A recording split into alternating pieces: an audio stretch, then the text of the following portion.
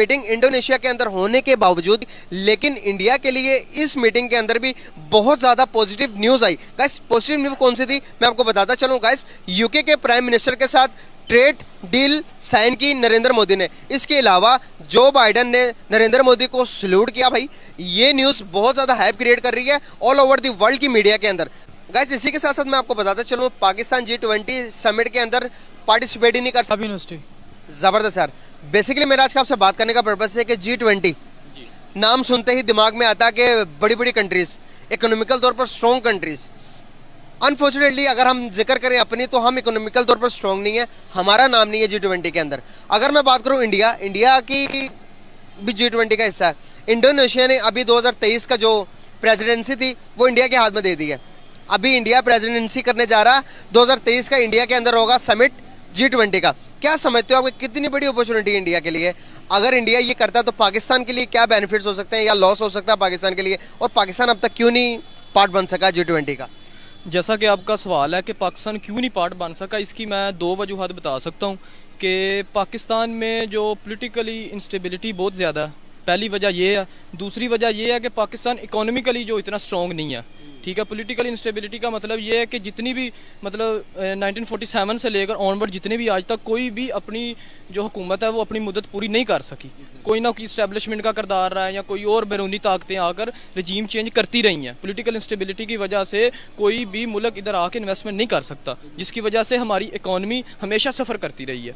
ठीक है, तो G20 का मकसद ही यही है कि जो पूरी दुनिया के स्ट्रॉन्ग 20 मुल्क हैं जिनके अंदर पॉलिटिकल स्टेबिलिटी होती है, इकोनॉमिकली स्ट्रॉन्ग होते हैं, उनका इकट्ठ होता है। तो इस हवाले से इंडिया के पास जो मौक़ा आपने जो दूसरा क्वेश्चन पूछा है वो ये है कि इंडिया तकरीबन 10-15 साल से कोशिश कर रहा है कि सलामती कौंसिल में परमानेंट मेंबर बन सके। तो ये एक बड़ी वजह बन सकती है क्योंकि 2023 में इंडिया ने जो G20 समिट करवाना है उसमें ये अपना मुद्दा रखवा सकता है। ठीक है, दूसरी मेन वजह ये है कि जो इंडिया का जो पुराना ख्वाब है कि वो एज ए एशियन टाइगर बनकर सामने आए, तो ये भी एक बहुत बड़ी वजह आ सकती है कि वो G20 बन सकता है इंडिया एशियन टाइगर। बिल्कुल बन सकता है। पहली वजह ये है कि पॉलिटिकल स्टेबिलिटी है, इकोनॉमिकली स्ट्रॉन्ग है। ठीक है, एशिया का लार्जेस्ट कंट्री बात करेंगे यूके को बीट करने के बाद India economical 5th largest economy बन गया। यार कितनी बड़ी बात है। हमारा पड़ोसी मुल्क जो साथ में आज़ाद हुए जी और आज वो कहाँ चला गया, हम कहाँ पर? यही वजह है ना, मेन वजह ये है कि यहाँ वहाँ कोई रजीम चेंज नहीं होती, बैरूनी ताकतों का इतना असरअंदाज नहीं होती। ठीक है, वो अपने जो छोटे सनतकार हैं, एग्रीकल्चर है, इंडस्ट्रियल, सबको सपोर्ट करता है। ठीक है, ताकि बाहर से आके जितनी कंपनियां आके इन्वेस्ट करती हैं। पाकिस्तान में बिल्कुल उल्टा है। तो जब तक पाकिस्तान में ये नहीं हो सकता, पाकिस्तान G20 का नहीं हिस्सा बन सकता। आप क्या कहना चाहेंगे?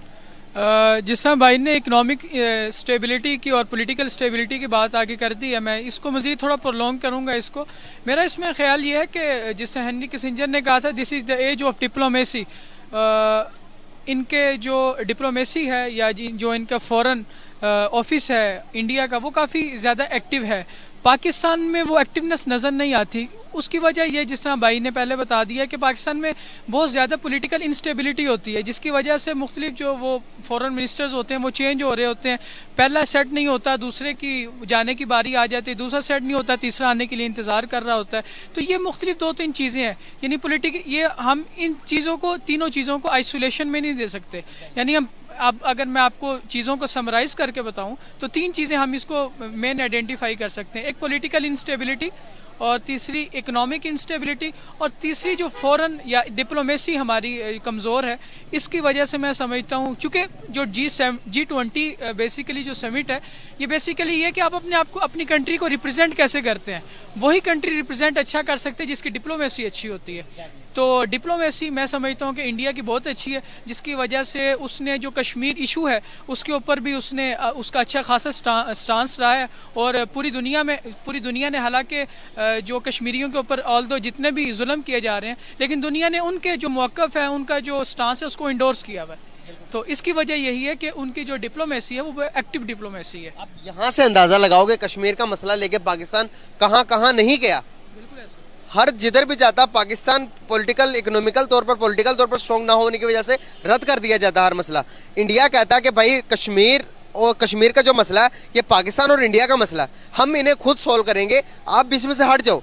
इंडिया सिर्फ इतनी सी बात करता और किसी की इतनी हिम्मत नहीं होती बड़ी बड़ी कंट्रियों की कि बीच में बोल जाए। उसका ना असल में एक दलाल वो देता है कि 1972 में असल में ये एक मुआहदा हुआ था शिमला नेहरू ने जो किया था, उसमें ये था कि 90,000 कैदी छुड़वाने, उसके बदले में इंडिया ने मुआहदा किया था कि जो कश्मीर का मसला है वो कोई बैरूनी ताकत आके हल नहीं करवाएगी, ये पाकिस्तान और इंडिया का आपस में मामला है, ये खुद ही सोल्व करेंगे। तो जब पाकिस्तान जाता है कौम मुत्तहिदा में मुद्दा उठाता है, वो कहते हैं कि ये जो मुआहदा है इन्होंने खुद कहा है कि हमारा आपस में मामला हम खुद ही तय करेंगे, तो उधर से फिर पाकिस्तान जो है ना वो रह जाता है। आप क्या कहेंगे इस बारे में? आपने एशियन टाइगर की बात की, मेरा ख्याल है उसमें मैं एक दो चीज़ें मज़ीद कहना चाहूँगा। एशियन टाइगर बेसिकली आपको पता है कि दुनिया 1992 के बाद यूनिपोलर में तब्दील हो गई, यानी यूनिपोलर वर्ल्ड ऑर्डर आया।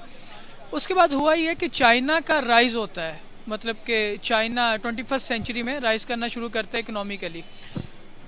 अब इस टाइम जो चाइना का है वो पीक है, और जो वेस्टर्न ब्लॉक है वो उसको कोई ना कोई ब्लॉक ऐसा चाहिए, उसको कोई ना कोई रेजिस्टेंस ऐसी चाहिए एशिया के अंदर कि वो चाइना को रेजिस्ट कर सके। तो मेरे ख्याल से, बल्कि अमेरिका के ख्याल से, सबसे अच्छा ऑप्शन उसके लिए इंडिया हो सकता है। क्यों? क्योंकि उसकी ह्यूमन जो रिसोर्स है, सबसे बड़ा उसका रिसोर्स ह्यूमन रिसोर्स है।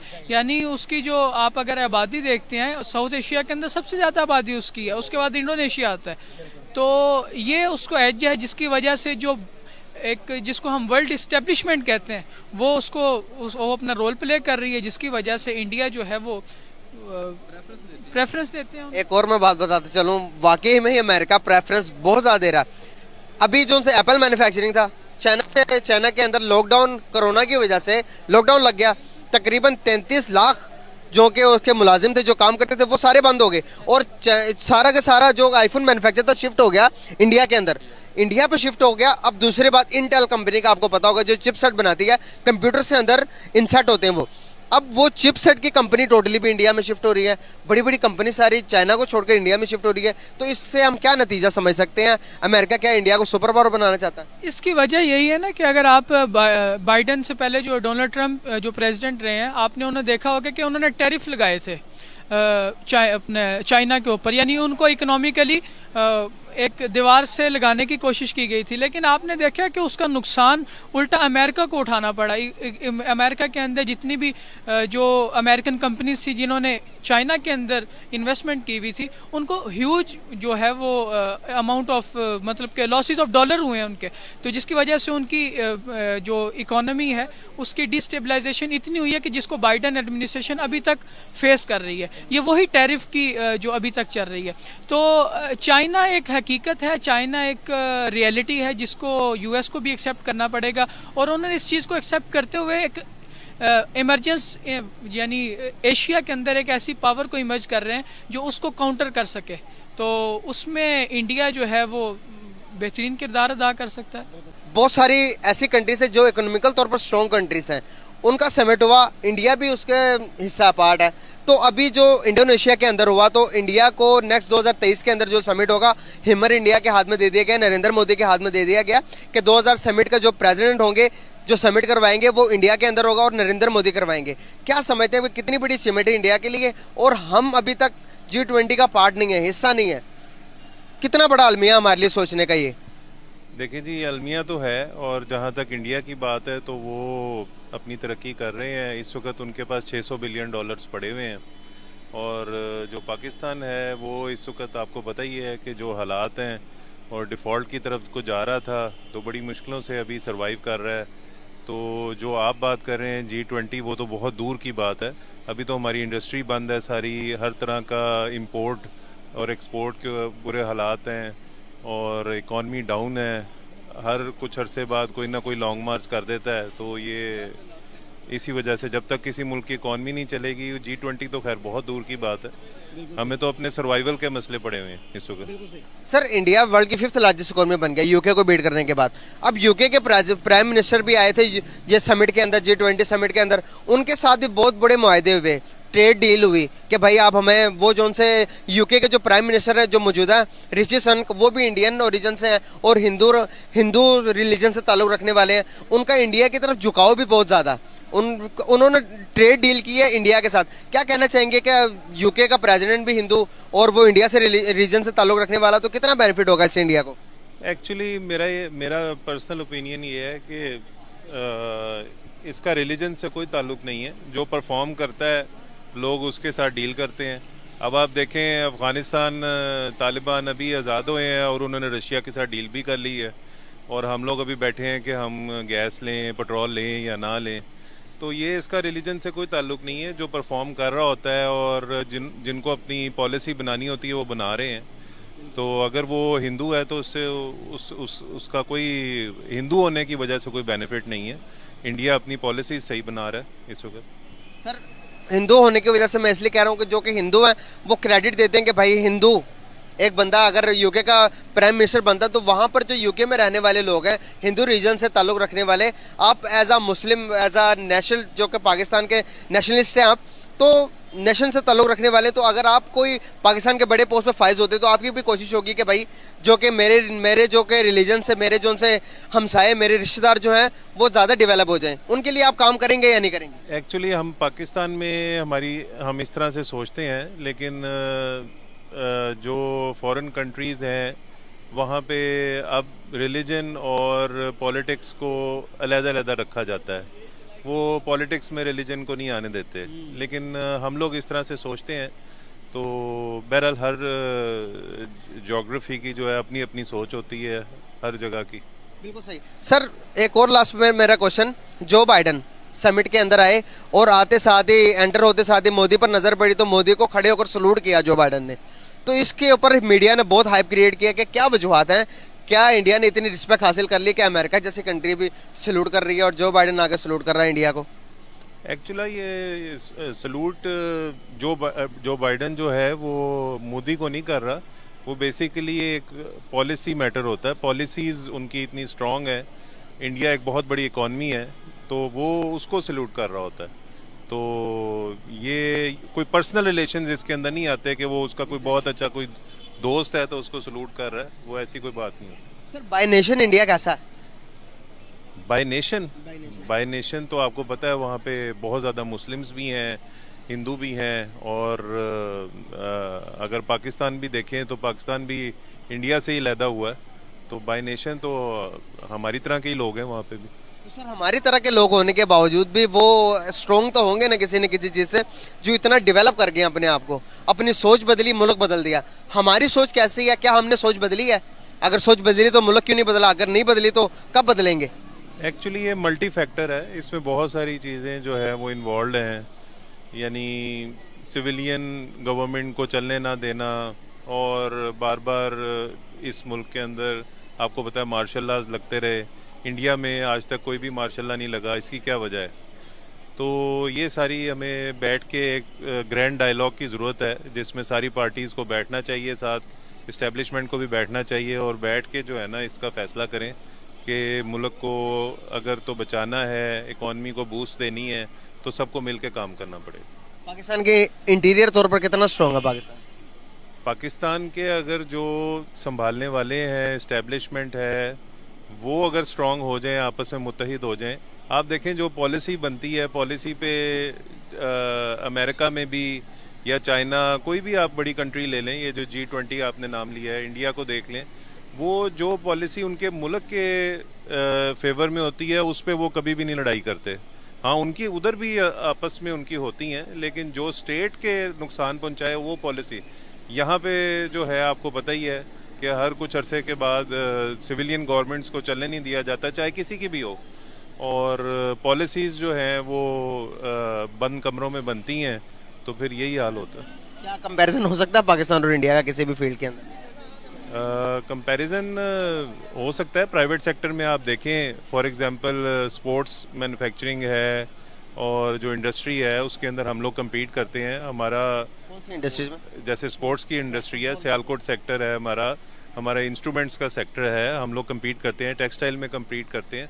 बस थोड़ा टेक्सटाइल पे तो अभी तो हम कॉटन भी इंपोर्ट कर रहे हैं इंडिया से। इंडिया को डिमांड की थी कि इंडिया से रिक्वेस्ट की थी कि भाई हमें कॉटन दे दो, हमारे पास कॉटन की शॉर्टेज हो गई है। ज़र्राई मुल्क होने के बावजूद भी सर हम गंदम इंडिया को कह रहे थे, चावल कह रहे थे कि भाई आप हमें दे दो। रशिया के साथ जो डील करके आए थे इमरान खान साहब, वो तो कैंसिल होगी। इस वक्त अगर आप पूरी दुनिया के हालात देखें तो पिछले कुछ सालों के अंदर बहुत चेंजेस आई हैं। पहले कोविड आया, उसके बाद अब ये यूक्रेन वॉर स्टार्ट हो गई है, तो हालात जो हैं पाकिस्तान के काफ़ी ख़राब हैं, लेकिन बहुत सारे और मुल्कों के भी जो थर्ड वर्ल्ड कंट्रीज़ हैं उनके भी हालात काफ़ी ख़राब हैं। और बेहतर यही होगा, जैसे मैंने आपको ये बताया, कि ग्रैंड डायलॉग एक होना चाहिए। एशिया के अंदर हुआ, इंडोनेशिया ने इसको लीड किया और उसके अंदर इंडिया भी था, यूके भी थी, और उसके बाद रशिया का प्रेसिडेंट तो आए नहीं, उन्होंने अपने फॉरेन मिनिस्टर को भेजा, लेकिन फिर भी बहुत सारे मुआहदे ने इंडिया ने लीड कर लिया। इंडिया ने बहुत सारे मुआहदे पर दस्तखत भी करवा ले। अनफॉर्चुनेटली पाकिस्तान इस समिट का हिस्सा ही नहीं है। क्या समझते हैं आपके कितना बड़ा हमारे लिए नुकसान है? और जो आने वाला 2023 का जो समिट है, इंडोनेशिया ने हिम्मत नरेंद्र मोदी के हाथ में पकड़ा दिया, कहा कि 2023 को आप जो सा समिट होगा आप इसको प्रेसिडेंट करोगे, आप इसको लीड करोगे। क्या कहना चाहेंगे इस बारे में? मैं यही कहना चाहूँगा कि 1947 से अब तक हमारी प्रायोरिटी, हमारे डिसीजन मेकर थे ना पाकिस्तान में जो भी थे, उनकी जो प्रायोरिटी थी वो पाकिस्तान की ग्रोथ कभी भी नहीं थी। क्योंकि जब भी पाकिस्तान सक्सेसफुल होगा या प्रॉस्पेरस होगा, उसके लोग खुशहाल होंगे, तो वो नेक्स्ट लेवल पे सोचेंगे। लेकिन जब तक उन्हें महदूद रखा जाएगा खाना पीना, खुराक, शेल्टर और जॉब्स तक, तो वो नेक्स्ट लेवल पे कभी भी सोच ही नहीं सकेंगे। आप अगर सुबह से लेकर शाम तक इसी महवर में रहोगे कि मैंने दिहाड़ी कैसे लगानी है और दिन का वो कैसे करना है, आप बड़े लेवल पे कुछ भी नहीं सोच सकते। आप कभी भी एक्सटर्नल इन्फ्लुएंसेस या एक्सटर्नल फैक्टर्स जो आपकी लाइफ में इम्पेक्ट हो रहे थे, आप उस तरफ जा भी नहीं सकते। यही रीज़न है कि जो भी डिसीजन मेकर्स से थ्रू आउट, मतलब स्टार्ट से अब तक, उनकी ये प्रायोरिटी नहीं थी। वैसे हर चीज़ पे उनकी ग्रिप है, स्ट्रांग ग्रिप है, और हर चीज़ को उन्होंने कंट्रोल में जब भी करना हो कर लेते हैं। लेकिन ग्रोथ, प्रॉस्पेरिटी, एजुकेशन, और ये उनकी प्रायोरिटी थी ही नहीं। उसकी रीज़न यही है कि अगर ये ग्रोथ या प्रॉस्पेरस या मेंटली जो लोग हैं वो काइंड ऑफ वो उस लेवल पे ग्रोथ उनकी हो जाए, वो इस चीज़ को डिनाई करेंगे, इसके अगेंस्ट उठेंगे कि ये क्या हो रहा है। तो उन्हें एक डार्क उसमें रखने के लिए ये सारा कुछ कर रहे हैं, और उन्हें इस चीज़ से कोई गर्ज नहीं है कि पाकिस्तान कहाँ पे जा रहा है या कहाँ जाएगा। उन्हें एक सर्टन अमाउंट ऑफ, मतलब एक सर्टन अमाउंट इनकम सोर्स उनका आ रहा है, उनका सर्किट चल रहा है। उनकी कभी भी ये प्रायोरिटी थी नहीं कि पाकिस्तान इतना, अभी इमरान खान जब था, सारे ग्राफ, सारी चीज़ें, हर चीज़ पॉजिटिव में जा रही थी और बहुत बेहतर जा रही थी, लेकिन टांग उसकी खींच दी गई। रीज़न यही थी कि अगर ये हर तरफ हर चीज़ पॉजिटिव हो जाती तो क्वेश्चन, उन पे क्वेश्चन मार्क आ जाते। ऐसी क्या रीज़न है कि पूरे पाकिस्तान में सिर्फ एक इंस्टीट्यूट के अलावा सारे ही फारिग हो चुके हैं? कौन सा इंस्टीट्यूट के अलावा? मिलिट्री के अलावा। मतलब किसी में इतनी कैपेबिलिटी नहीं थी कि कोई थोड़ा सा प्रॉस्पेरस हो जाए या कुछ बेहतर हो जाए। उसकी भी रीज़न यही है कि बाकी जब मोनोपोली क्रिएट करने के लिए, मोनोपोली जब तक मतलब वो मोनोपोली क्रिएट उन्होंने की है, पुलिस, FIA या बाकी जितने भी इदारे हैं सारे तबाह हो चुके हैं। बात यहाँ पर G20 समिट की हो रही है। G20 समिट के बारे में मैं बताना चाहूँगा, जब इंडिया जैसी कंट्री लीड करेगा, जो कि हम जिसे कहते हैं दुश्मन है, लेकिन अब वो इतने को टेक्नोलॉजी के लिहाज से इतने आगे चले गए हैं। अब मेरी बात से एग्री करेंगे कि टेक्नोलॉजी के लिहाज से अब अमेरिका खुद कहता है कि भाई आपने ये जो टेक्नोलॉजी बनाई है कैसी बनाई है, हम कहाँ लैग कर रहे हैं टेक्नोलॉजी के लिहाज से, और हमारे एजुकेशन सिस्टम के बारे में कुछ बताएं। और G20 समिट अगर इंडिया लीड करता तो उसके लिए पाकिस्तान के लिए कितना नुकसानदेह साबित हो सकता है? जैसा कि मैंने स्टार्ट में कहा कि प्रायोरिटीज़, जो सबसे बेसिक नीड है या गैप है या जो कभी भी फिल नहीं हो सकती, वो एजुकेशन है। और एजुकेशन से नेक्स्ट लेवल पे स्किल्स। एक बंदा एजुकेटेड है, एजुकेशन है, बेसिक है, लेकिन उसमें स्किल्स नहीं है तो वो काइंड ऑफ फ्लॉप है। स्किल सबसे इम्पॉर्टेंट है। इंडिया IT में बिलियन डॉलर्स में एक्सपोर्ट कर रहा है, वो उसकी जा रही है। पाकिस्तान कहीं मतलब कर रहा है लेकिन वो उस लेवल पे कम्पीट नहीं कर रहा। हमारी ये भी जो हो रहा है, मतलब बेसिक लेवल पे एक सर्जरी या खानापुरी के लिए वो कर रहे हैं, मतलब ऊपर से प्लस्तर लगाने के लिए हो। क्या हम कभी IT के लिहाज से, कभी हम टेक्नोलॉजी के लिहाज से अगर हम देखें तो फॉरेन पॉलिसीज उनकी इतनी ज़्यादा स्ट्रॉन्ग है कि कोई भी कंट्री इंडिया को बात करने से पहले 1000 मरतबा सोचती है। इस तरह के स्ट्रॉन्ग कंट्री बनने के लिए, फॉरेन पॉलिसी स्ट्रॉन्ग करने के लिए क्या चीज़ें अपनानी पड़ती है कि दुनिया आपकी रिस्पेक्ट करे? खुददारी।